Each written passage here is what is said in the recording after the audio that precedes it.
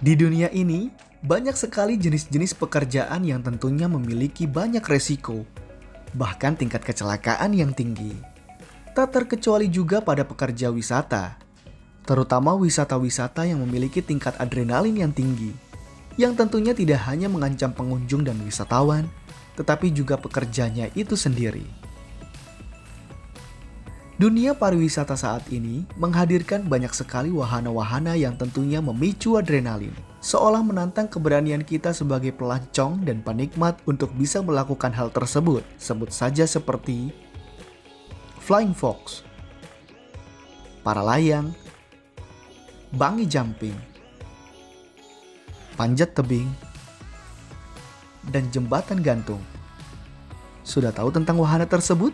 Walaupun objek-objek pariwisata dengan wahananya memiliki kecenderungan yang menyenangkan, tetapi pada dasarnya, banyak juga resiko yang dapat timbul dari wahana tersebut.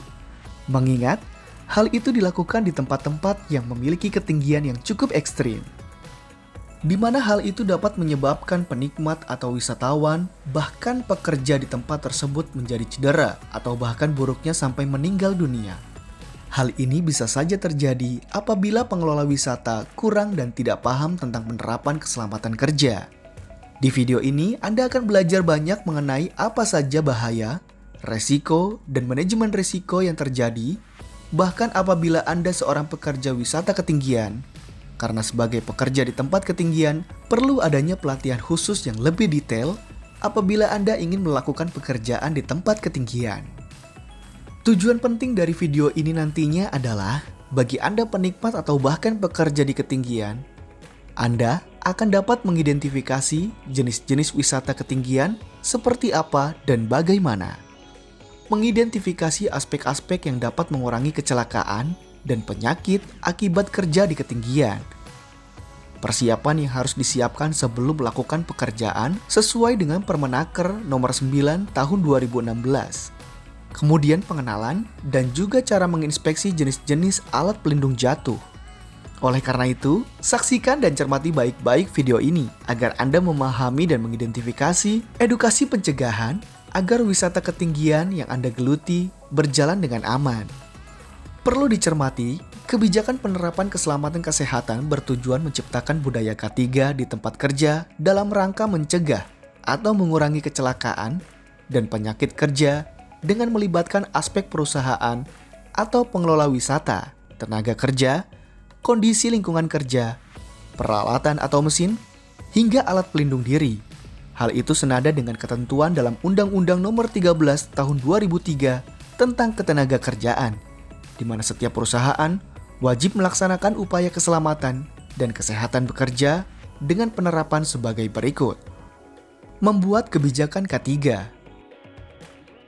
membuat prosedur kerja, menyediakan peralatan yang sesuai standar keamanan, memberikan pelatihan K3, menyediakan alat pelindung kerja. Pekerja di wisata ketinggian tidak hanya memastikan keselamatan wisatawan saja, tetapi juga menjaga keselamatan diri mereka sendiri. Persyaratan penting bagi pekerja di wisata ketinggian adalah sehat secara jasmani dan rohani, dan tidak boleh memiliki gangguan kesehatan seperti sesak nafas, sakit jantung, tekanan darah tinggi, atau kondisi fobia ketinggian dan sedang mengandung.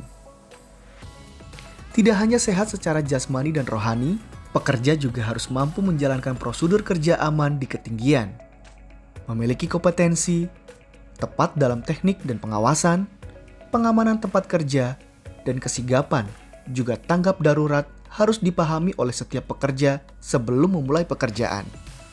Selain itu, kondisi lingkungan kerja di wisata ketinggian juga harus diperhatikan. Dalam hal ini adalah jalur trekking yang curam dan kondisi alam.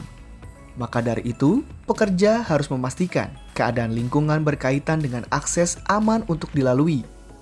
Mengecek kondisi cuaca, seperti hujan yang dapat menyebabkan permukaan tanah atau pijakan menjadi licin. Kemudian para layang, bergantung pada cuaca yang kering, dan angin lebih rendah dari 18 mil per jam. Cuaca panas juga perlu diperhatikan karena akan menyebabkan dehidrasi yang tinggi. Selain daripada kondisi lingkungan, penggunaan alat dan mesin juga harus melalui pengecekan terlebih dahulu sebelum digunakan. Berikut contoh pengendalian keselamatan tentang penggunaan alat atau mesin adalah: penyelenggara wisata harus menyediakan peralatan sesuai dengan standar keamanan dan keselamatan. Peralatan harus dipasang sesuai dengan ketentuan dari pabrik pembuat atau manufaktur. Penyelenggara wisata memastikan pekerja atau pemandu yang berpengalaman dan mengerti cara menggunakan dan perawatan alat. Pekerja dilarang memperbaiki alat jika tidak memiliki keahlian. Pada wisata gondola, pastikan mesin diisolasi atau dalam keadaan mati ketika melakukan inspeksi untuk menghindari resiko bagian tubuh terjepit gondola. Pekerja harus mengecek kondisi alat sebelum digunakan untuk memastikan tidak ada kerusakan sebelum digunakan. Dalam alat pelindungan diri atau alat pelindung jatuh, terdapat dua jenis sistem dan perlengkapan pelindung jatuh. Pertama, sistem pelindungan pasif, berupa sistem pagar seperti pagar pengaman, papan penanda pinggir, tali penanda pinggir, pelindung atau penutup lubang yang juga memiliki persyaratan sebagai berikut. Menahan beban seberat 90,7 kg, memiliki permukaan yang melindungi karyawan dari luka. Rantai, gerbang atau pagar harus dipasang di akses terbuka atau di mana tempat kemungkinan karyawan terjatuh atau terjun bebas.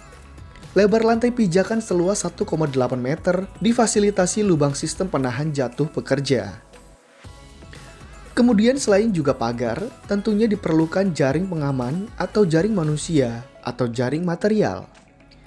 Yang kedua adalah sistem pelindungan aktif, di mana pada sistem ini, pengaman akan langsung dikaitkan pada tubuh atau objek yang menggunakannya, seperti full body harness, yang bermanfaat untuk mengurangi resiko cedera fatal akibat terjatuh dari ketinggian.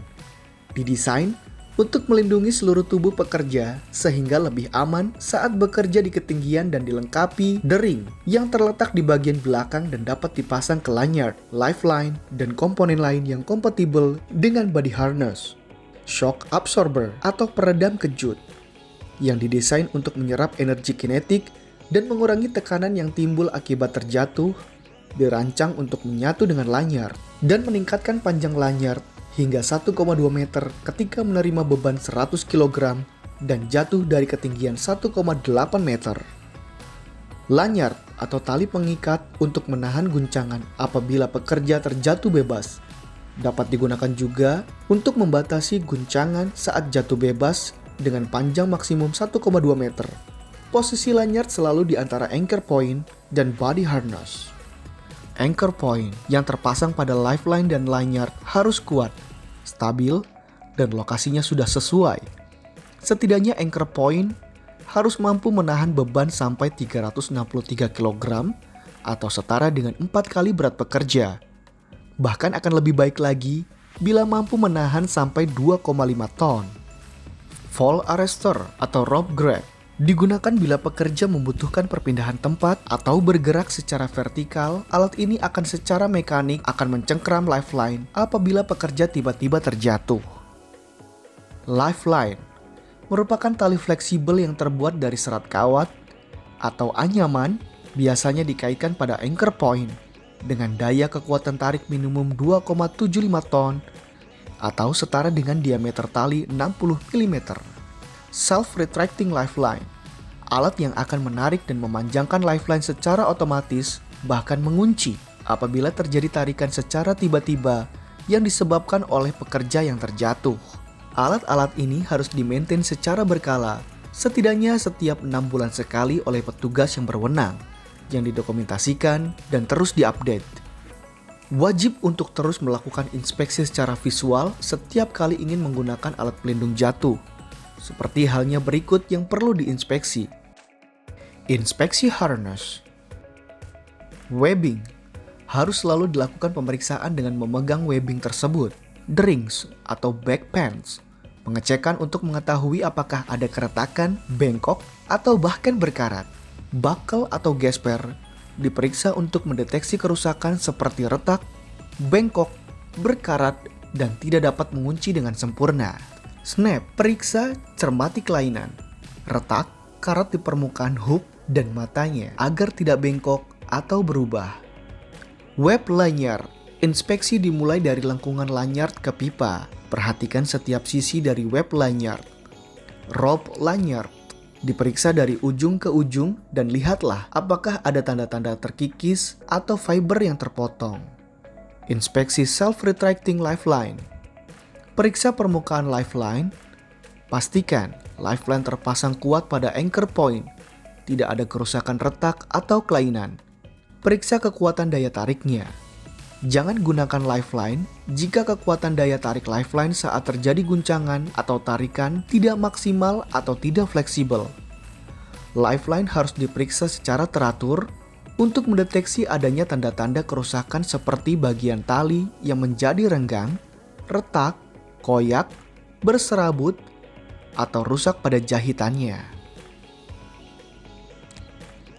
Tempat penyimpanan alat pelindung jatuh juga perlu diperhatikan, yaitu harus kering dan bebas dari paparan gas berbahaya, panas berlebihan, sinar ultravionik, bahan bersifat korosif, atau bahan kimia lainnya.